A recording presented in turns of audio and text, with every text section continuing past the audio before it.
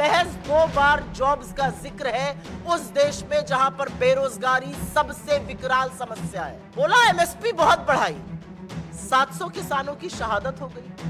किसानों को दिल्ली आने ना देने के लिए आपने सड़कें खुदवा दी, कीले गड़वा दी, आंसू गैस के गोले उन पर छुड़वा दिए, उनको आतंकी नक्सलवादी न जाने क्या क्या कह दिए। इन्होंने अपने मैनिफेस्टो में बातें तो बहुत बड़ी बड़ी करते हैं, फेंकने में तो मोदी जी नीरज चोपड़ा के भी आगे हैं।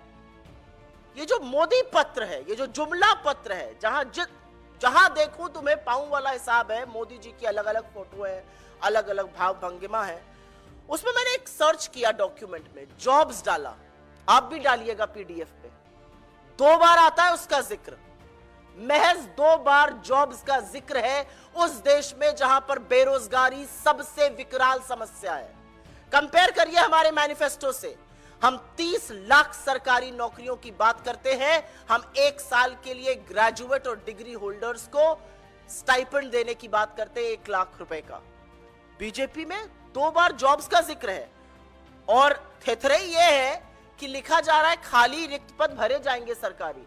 तो 10 साल से झुंझुना क्यों बजा रहे थे, क्यों रहने दिया ये खाली रिक्त पद? पता है आपको ये रिक्त पद कहां है, कब भरेंगे?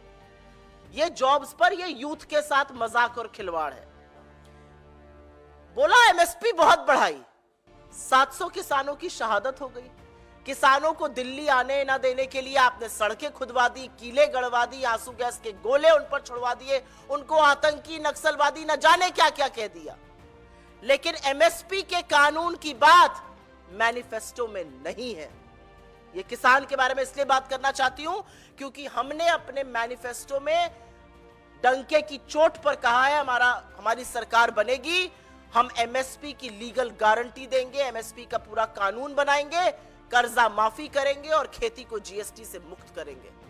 मोदी जी के मैनिफेस्टो में ऐसी कोई बात नहीं है। एमएसपी के कानून का जिसका उन्होंने वादा किया था उसका भी जिक्र नहीं है। ऐसा क्यों है? क्यों इतनी खोट है नीति और नियत में?